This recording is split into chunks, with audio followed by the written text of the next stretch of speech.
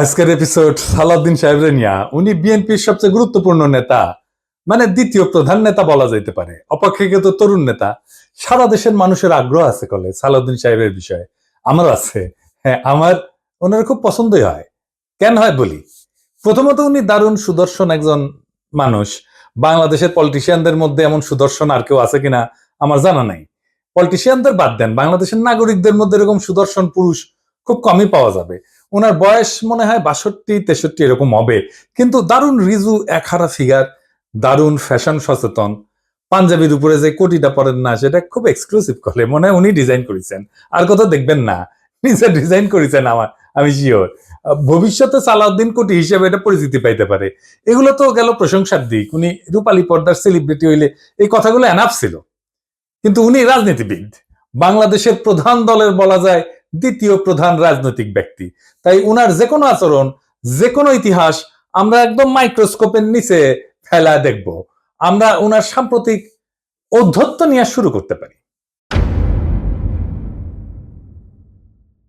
দেখেন, একটু লক্ষ্য করেন, সিনিয়রদের প্রতি ওনার ন্যূনতম একটা সম্মান বোধ নাই। এখনই যেন দলের মহা কিছু হয়ে গেছে, মঈন খানকে বক্তব্য দিতে থামাই দিল। পদত্যাগের ব্যাপারে আমরা লিখিত বক্তব্যে জানিয়েছি, আগেও জানিয়েছি। নিরাপত্তা উপদেষ্টা এবং আর দুইজন ছাত্র উপদেষ্টা যাদের কারণ আগেও জানিয়েছি। নিরাপত্তা উপদেষ্টা এবং আর দুইজন ছাত্র উপদেষ্টা যাদের কারণ আগেও জানিয়েছি। নিরাপত্তা উপদেষ্টা এবং আর দুইজন ছাত্র উপদেষ্টা যাদের কারণ। তারপরে মঈন খান বক্তব্য দিচ্ছেন, এটা ওনার সহ্য হইল না, উনি চলে গেছেন। দেখেছেন, দেখেন। যে তিনটি বিষয় নিয়ে আমরা কথা বলেছি আপনারা শুনেছেন, সংস্কার, বিচার এবং নির্বাচন। আমরা স্পষ্ট ভাষায় বলেছি উনার নিজের দলের সিনিয়রদের যিনি সম্মান দেন না, উনি দেশের সাধারণ মানুষকে সম্মান দিবেন কিভাবে? আবার ওনার বক্তব্যের টোন দেখেন, মনে হয় ধমকায় ধমকায় কথা বলতেছেন। নিরাপত্তা উপদেষ্টা এবং আর দুইজন ছাত্র উপদেষ্টা যাদের কারণে এই সরকারের নিরপেক্ষতা ক্ষুণ্ণ হচ্ছে, তাদেরকে বাদ দেওয়ার জন্য আমরা আজকেও লিখিত বক্তব্য আমরা দিয়েছি। সেই আশ্বাস ওনারা দেখবেন, আমরা আমাদের বক্তব্য দিয়েছি। আবার পাশাপাশি আমির খসরু মাহমুদের বক্তব্য দেখেন, নম্র বিনয়ী ভাবে বলতেছেন, তাই না? দেখেন, আমি একটু বলি, মূলত সংস্কার এবং বিচার, নির্বাচন, এই তিনটার উপর আলোচনা হয়েছে। তো সালাউদ্দিন সাহেবের টোন দেখেন, আবার দেখেন।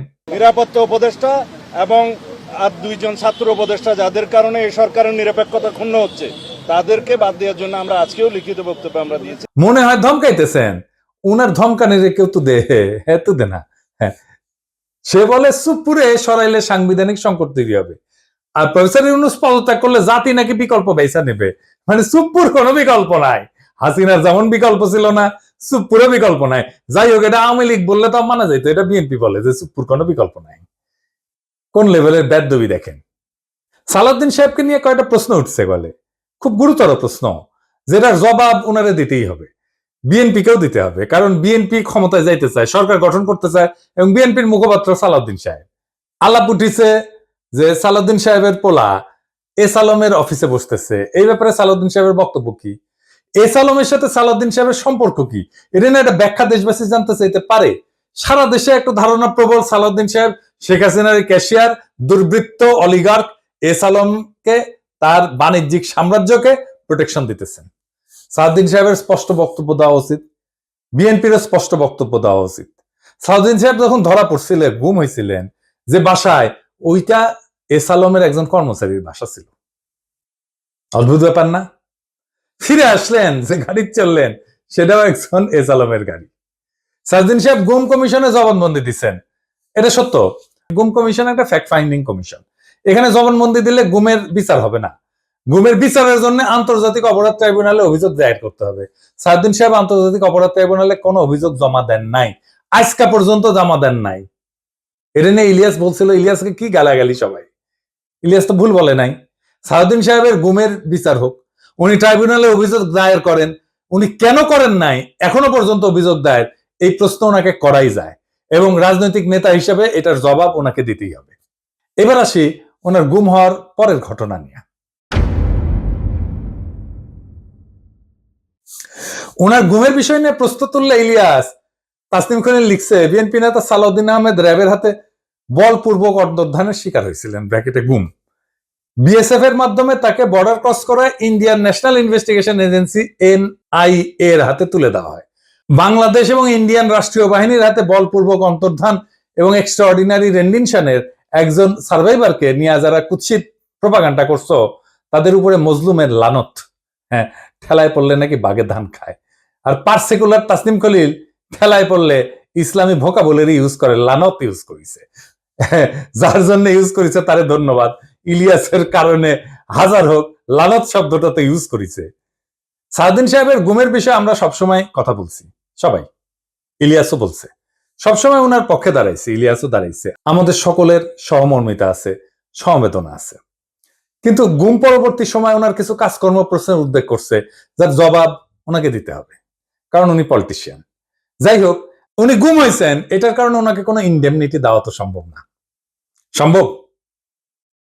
সম্ভব না। যাই হোক, এই প্রসঙ্গে বিস্তারিত না যে আমরা সালাউদ্দিন সাহেব গুমের পরে কেমন মজলুমের জীবন কাটাইছেন সেটা একটু দেখি। এটা শিলং এর সানরাইজ গেস্ট হাউস। ওইখানে সালাউদ্দিন সাহেব ছিলেন, হ্যাঁ, পুরো সময়টাই। রিভিউ ভালো, ভালো প্রপার্টি, মাশাআল্লাহ। শিলংয়ে কেউ বেড়াইতে যেতে চাইলে থাকতে পারেন, দেখেছেন, দেখেন কি সুন্দর জায়গাপত্র, দেখেছেন, এখানে সব ব্যবস্থা ভালো। ভিতরে যেখানে সালাউদ্দিন সাহেব দর্শনার্থীদের লুঙ্গি পরে দেখা দিতেন, সেটার ছবিও আছে, মিলাই দেখে নিয়েন। অতি আনন্দময় সফরের নিশ্চয়তা দিলাম, বিফলে মূল্য ফেরত দেওয়া হবে। আমরা কলে এই সানরাইজ গেস্ট হাউস কোনো পয়সা করে দেয় নাই বিজ্ঞাপনের জন্য, ফ্রি করলাম আর কি। পরিবেশটা সুন্দর না, কোনো হইচই আছে? হ্যাঁ, নাই। এখানে কিন্তু পুরো সময়টাই কাটাইছেন। উঠিছেন মে মাসের 2015 সালে। তার 2 মাস পরে ডেইলি স্টার এই রিপোর্টটা ছাপে, তিনি কেমন আছেন। এটা একটা বিলাসবহুল গেস্ট হাউস, রিপোর্টেই কইছে 4টা বেডরুম, উনি 2টা রুম ভাড়া নিছিলেন, কিন্তু থাকতেন একাই।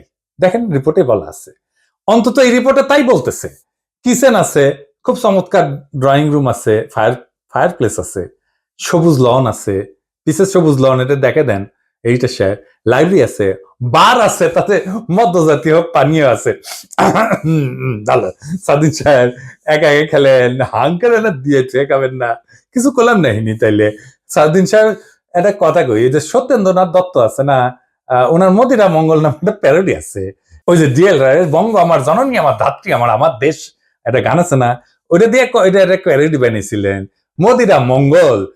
উনি কইছিলেন, মদ্য আমার, পানীয় আমার, শরাব আমার পেগ, কেন কোম্পানির নজর দিল গো, কেন হলো গো ডিউটি পেগ, মানে ডিউটি বেড়ে গেছিল। তো উনি মনের দুঃখে এই প্যারোডি লিখেছিলেন। তারপরে লিখেছেন, নিরামিষেই যকৃতটা শুধু বৈরাগী সম করিছে শেখ, রাগ্গি আমার, মাগ্গি আমার, ভাগ্যি আমার পেগ। হ্যাঁ, আপনাদের প্রিয় রঠা মানে রবি ঠাকুর, মানে বিএনপির প্রিয়। তো রবি ঠাকুরের একটা গান বলি আর কি, আপনারা নাকি রবি ঠাকুরের গানকে জাতীয় সঙ্গীত বানাইতে পারিয়া কৃতজ্ঞ, সেজন্য ওনার একটা না বললে কেনকা করে হয়। মানে চিরকুমার সভা এটা লেখা আছে, ওরা অক্ষয় বলে একজন চরিত্র আছে, ওই গাইতেছে, ওই গাইছে কি জানেন, অভয় দাও তো বলি আমার উইস্কি, মানে ইচ্ছা, অভয় দাও তো বলি আমার উইস্কি, 100 টাকা সোডার জলে বাকি 3 পোয়া হুইস্কি। হ্যাঁ, আমাকে না একবার খাওয়ায় না সালদিন সাহেব, 100 টাকা সোডার জলে বাকি 3 পোয়া হুইস্কি খাওয়ায়। এটা আমার উইশ থাকলো আপনার কাছে। পুরা বাংলাটা নিজে তো ভাড়া করেছিলেন, তো বাংলাদেশি টাকায় কত, 1.5 লাখ টাকা মাসে। আবার একজন পার্সোনাল অ্যাসিস্ট্যান্ট ছিল, ম্যানেজার ছিল, 2জন কেয়ারটেকার ছিল, 2জন মালি ছিল, একটা হাইলি সিকিউরিড এরিয়া, কাছেই এয়ারফোর্সের অফিস, আর কয়া হয়েছে একটা গোয়েন্দা সংস্থার অফিস। আমরা ধারণা করি এটা রয়্যাল অফিস। কে রাখলো ওখানে ওনাকে? উনি অনুপ্রবেশের দায়ে গ্রেপ্তার হয়েছিলেন। উনারা তো চাকরি করতেন না ইন্ডিয়াতে, উনি ইন্ডিয়াতে রাজনৈতিক আশ্রয় পান নাই। ওনার এই সুপার ফ্যাবুলাস লাইফস্টাইলের টাকা কে দিছে? টাকা কে দিছে? উনি আয় করেন নাই, তাহলে টাকা কি বাংলাদেশ থেকে পাঠানো হয়েছে হুন্ডি করিয়া? হুন্ডি আপনি করতে পারেন, এটা অর্থ পাচার না? এইগুলো লেজিট এবং বৈধ প্রশ্ন। আপনারা বলতে হবে টাকাটা কে দিছিল, কেঙ্কা করে গেছিল। এইবার একটা চমক, বিশাল চমক, সিট বেল্ট বাইন্ধে নেন, যা দেখবেন তা তো অজ্ঞান হয়ে পড়ে যেতে পারেন সিট থেকে। কি সেই চমক? সালদিন সাহেবের সঙ্গে দেখা করতে গেছে কিছু লোক ওই শিলং এর বাংলোতে। তার মধ্যে ছবিতে ডাইন পেশে গালে হাত দিয়া বসে আছে ব্যক্তিটা কে? হ্যাঁ, ব্যক্তিটা গুরুত্বপূর্ণ, কারণ সালাউদ্দিন সাহেবের সাথে সকল মিটিং এ তার উপস্থিতি দেখা যায়।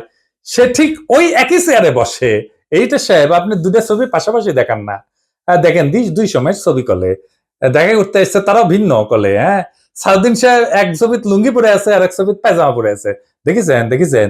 কিন্তু ওই বান্দা ঠিকই একই আছে ওই চেয়ারে। কে সে জন তার নাম কি জানেন? তার নাম বিপ্লব পার্থ।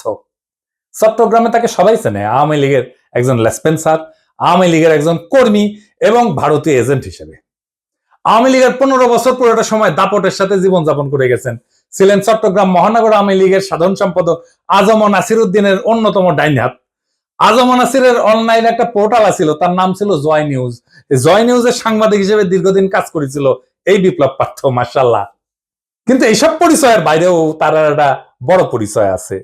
বিপ্লব পার্থর মূল পরিচয়, সে ইসকনের চট্টগ্রাম বিভাগের মিডিয়া সেলের সমন্বয়ক। হ্যাঁ, সমন্বয়ক না, সমন্বয়ক। হ্যাঁ, এটা আবার গৌরবে ফেসবুকে ঘোষণা দিয়ে প্রচার করেছিল সে। চট্টগ্রামে চিন্ময় ইস্যুতে সবচেয়ে বেশি যে লোকটা সক্রিয় সেটা হইতেছে বিপ্লব পার্থ। দেখেছেন মিছিলে, দেখেছেন। আজম নাসিরকে দ্বিতীয়বার চট্টগ্রাম সিটি কর্পোরেশনের মেয়র নির্বাচনের জন্য মনোনয়ন পাওয়া দেওয়ার জন্য ওই নাকি অমিত শাহর কাছে নিয়ে গেছিল আজম নাসিরকে। আওয়ামী লীগ সরকারের আমলে বিপ্লব নাকি 60 বারের বেশি ইন্ডিয়া সফর করেছে। গর্ব করে কইতো, সব জায়গায় প্রচার করতো। আর এই সমস্ত সফরের নাকি বেশিরভাগই ছিল সরকারি সফর। তার পাসপোর্ট যাচাই করা হোক, তার প্রমাণ মিলবে। ইমিগ্রেশনে খোঁজ নেন, দেখেন কয়বার গেছিল। এটা পুলিশের কাজ, গোয়েন্দা সংস্থার কাজ। কেন একজন ব্যক্তি এতবার ভারত সফরে গেল সেটা নিশ্চয়ই কারণ আছে। অনুসন্ধান করে এই রহস্য উদ্ধার করা হোক। এতদিন আওয়ামী লীগ হইলেও, এত সাজলেও, আওয়ামী লীগ সাজলেও 5ই আগস্টের পর হঠাৎ কইরা রূপ বদল করে বিএনপি হয়ে গেছে। সব প্রোগ্রামে যায় বিএনপি। একসময় সাংবাদিকতা করলে এখন পুরোপুরি বেকার করে এবং কাজ করে না। তো শোনা যায় আর কি যে ওক নাকি রয় ঢুকাইছে বিএনপির মধ্যে এবং বিএনপির সমস্ত তথ্য ভারতে পাচার করার জন্য। এমন একজন বিতর্কিত সেন্সিটিভ লোক ফ্যাসিবাদী সরকারের সময় কয়েকবার দেখা করছে সালাউদ্দিন সাহেবের সাথে। কি কারণে? সালাউদ্দিন সাহেবকে তো কইতে হবে কেন সে সব মিটিং এ থাকে। 5ই আগস্টের পর বিপ্লব পার্থ শেল্টার হইতেছে, গডফাদার হইতেছে বিএনপির আরেক স্থায়ী কমিটির সদস্য আমির খসরু মাহমুদ চৌধুরী। দেখেন ওর সাথে, দেখেন খালি ঘুরে বেড়ায়। স্বীকৃত, এটা প্রকাশ্য এবং স্বীকৃত। অথচ গত 15 বছরে ছাত্র দল এবং যুব দল করা হিন্দু সম্প্রদায়ের প্রচুর লোক আছে চট্টগ্রামে, তারা কাছে ভিড়তে পারে না আমির খসরু মাহমুদের। তাদেরকে বাদ দিয়া লীগের দালাল ভারতীয় এজেন্ট বিপ্লবকে জন্মাষ্টমীর নাম দিয়া চট্টগ্রামের রাজনীতিতে থিতু করার চেষ্টায় মরিয়া খসরু এবং সালাউদ্দিন চক্র। ছবিতে দেখেন বিপ্লব পার্থ মোদির সাথে ছবি, দেখেছেন? মোদির সাথেও ছবি, সালাউদ্দিনের সাথেও ছবি, ইসকনের চিন্ময়ের সাথে ছবি, ইন্ডিয়ান হাই কমিশনের সাথে চট্টগ্রামের বিভিন্ন ইভেন্টের ছবি। এবার বুঝেছেন তো আমির খসরু কেন অমিত শাহের সামনে জুইকাপ্পর নাম করতে যায়? কানেকশন বুঝেন? আমির খসরু, সালাউদ্দিন, ইসকন সব বরাবর। আর একটা ইস্যু আছে, সেটা হইতেছে মরাল ইস্যু। আমার স্কুলের বড় ভাই ডাক্তার ফিরোজ খুব ভালো ছাত্র ছিলেন। ডাক্তারি শেষ কইরা উনার ক্যারা উঠেছিল, উনি পলিটিক্স করবেন। খালেদা জিয়ার অ্যাসাইনমেন্ট অফিসার ছিলেন, খুব দাপুটে নেতা ছিলেন বিএনপির। শুনতাম উনি নাকি দুর্নীতি করে ফাটাই ফেলিছে। হ্যাঁ, তারপরে শুনি 1/11 পর অস্ট্রেলিয়াতে গেছে। একটা ছোট্ট ঘরে 2 মেয়ে সহ পুরা পরিবার নিয়ে থাকতেন। ওই একই ঘরে থাকা, ঘুমানো। নিজে নাইট গার্ডের চাকরি করেছেন ডাক্তার হইয়া। হারিস চৌধুরী সিলেটের জমিদার বংশের ছেলে ছিল। রাজনীতি করে এসে সব হারিয়েছিলেন। 1/11 পরে থাকতেন পান্থপথে, খুবই দিনহীন ভাবে, পরিচয় লুকায়। মারাও গেছেন পরিচয় লুকায়। বেওয়ারিশ হিসাবে তাকে দাফন করা হয়েছিল। নিরাপত্তার কারণে পেট চালানোর জন্য চাঁদনি চকে কাপড়ের দোকানে কর্মচারীর কাজ করতেন। সেরা পাঞ্জাবি পরতেন, রিক্সায় চড়ার পয়সা ছিল না, হাইটে যেতেন। মির্জা ফখরুল নিজেই বলছেন এই আওয়ামী লীগের আমলে বিএনপির নেতা কর্মীরা বাড়ি ছাড়া হয়ে ঢাকায় এসে রিক্সা চালায়, উনি কান্দিছিলেন, ফ্যাস ফ্যাস করে কান্দিছিলেন। আর আপনি সালাউদ্দিন সাহেব রাজার হালে থাকেন, শিলংয়ে লজ্জা লাগে না সালাউদ্দিন সাহেব? আপনার ভারতে থাকার টাইমে সকল খরচা কিভাবে করেছেন জাতিকে জানাইবেন। ইসকনের সাথে আপনার কি সম্পর্ক সেটাও জানাবেন। জাতির এটা জানার অধিকার আছে। 1975-এ সোহরাওয়ার্দীর বডিগার্ড জয় বাংলা হয়ে যাওয়ার পরে বেশ কিছু বছর কাটাল রানী ইন্ডিয়াত ছিল। সেখান থেকে বাংলাদেশে ফিরে আমাদের উপরে স্টিম লোডার চালাইছে ফ্যাসিবাদের ছাদ দিয়ে, আবার ভারতে পালায় গেছে। অনেকে বলে হাসিনা পালায় যাওয়ার পরে সালাউদ্দিন নামের এই বিএনপির নেতাকে ভারত বাংলাদেশে পুশব্যাক করে দিছে। এতদিন আসতে পারেননি উনি, তারপরে 1 সপ্তাহ যায়নি হাসিনা পড়ছে উনারে পেটে দিল, আগে পাঠাচ্ছিল না। কাকতালীয় ভাবে জীবনের বড় একটা সময় হাসিনার চেয়েও বেশি সময় ভারতেই ছিলেন। তো এই সালাউদ্দিন সাহেব ইদানিং হাসিনার মতো উদ্ধতভাবে কথাবার্তা বলা শুরু করেছেন। সামনে ওনাকেও সম্ভবত আমরা হাসিনার প্রতিবেশী হিসেবে ভারতে দেখতে পাবো। মাশাআল্লাহ। সালাউদ্দিন সাহেব, মানুষ আপনারা ইন্ডিয়ান মাল বলে, আপনি শুনেন না, কিন্তু ক্যামেরা ঠিকই শুনে। এই যে দেখেন, আপনারা কয় ইন্ডিয়ান মাল আসিছে।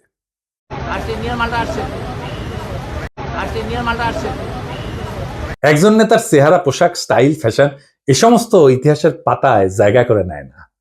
ইতিহাস মনে রাখে নেতৃত্বের সততা, আত্মত্যাগের পরিমাণ, আর সেই নেতার অবস্থান দুর্দিনে কোথায় ছিল। সালাউদ্দিন আহমেদ নিঃসন্দেহে গুমের শিকার হয়েছিলেন। সেই সময় দেশবাসী তার জন্য কাঁদছে। কিন্তু একজন মজলুম যখন বিলাসের চাদরে নিজেকে মুড়ায় ফেলেন, যখন নিজের গুমের বিচার আন্তর্জাতিকভাবে দাবি না কইরা তার রাজনৈতিক মূলধন বানায় ফেলেন, তখন প্রশ্ন ওঠেই। এবং এই প্রশ্ন তার ব্যক্তিগত না, সমগ্র বিরোধী দলের নৈতিক ভিত্তির উপরে আঘাত আনে। বিএনপিকেও বুঝতে হবে, সরকার বদলানোই রাজনীতি না। আদর্শ, ত্যাগ এবং গণমানুষের বিশ্বাস অর্জনই রাজনীতির মূল সোপান।